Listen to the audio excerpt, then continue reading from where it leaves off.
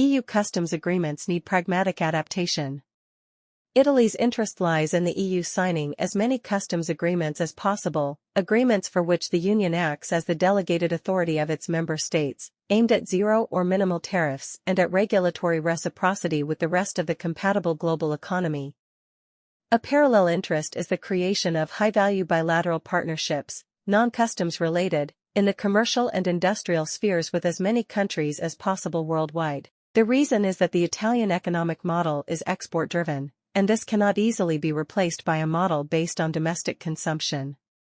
Germany faces the same issue, while France is less affected because it is less dependent on industrial exports, given their smaller volume. Rome pursues a foreign policy aligned with this necessity, which now, amid the ongoing global shift, must be strengthened. The government is doing so through a strategy that is, in my view, realistic and grounded in an open rather than closed interpretation of the national interest. In short, Rome has recently improved the tools for a global-minded Italy, for example, by reinforcing the geoeconomic mission of the Ministry of Foreign Affairs, by adopting a dual convergence posture with the United States and the EU as a force multiplier for a country that is an economic heavyweight but only medium-small in geopolitical terms, by projecting itself, through a collaborative method, into both the coastal and deeper Mediterranean as well as the Indo Pacific, and so on. This is not a mercantilist stance indifferent to political compatibilities, but it necessarily reflects the need for commercial pragmatism in a changing world. To understand the new terms of this pragmatism, I asked my research group to outline a scenario that would define them. The first result of this research, applied to the EU, reveals a problem. The future expansion of the Union's trade/customs agreements will encounter fewer symmetric countries, that is, democracies with similar levels of development and internal order, such as Japan and Canada in recent years, and increasingly more asymmetric ones, countries whose only export capacity lies in minerals and agricultural goods, used to balance Europe's exports of industrial products. The minerals-industrial goods exchange is beneficial for both exporters and importers.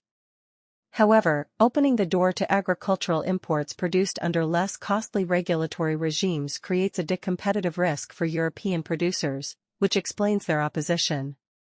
The case of the EU-Mercosur agreement, now being finalized, already reveals a divergence between industrial and agricultural actors, as well as the difficulty of providing compensation and safeguards for the latter. It also highlights the risk that imposing European standards may discourage non-European counterparts from signing customs agreements. Yet European industry needs such agreements, Italy in particular, which aims to increase its medium-term exports from the current roughly €625 billion per year to about €700 billion. Preliminary recommendations: A. Revise European agricultural standards to strengthen the sector's competitiveness and resilience, thereby reducing the risk of EU customs agreements being blocked. B. Facilitate technological investments in the agricultural sector to increase productivity and reduce labor intensity and management costs. C. Seek a new, simplified EU method for customs agreements. Updates. Read the full article at www.carlopilanda.com.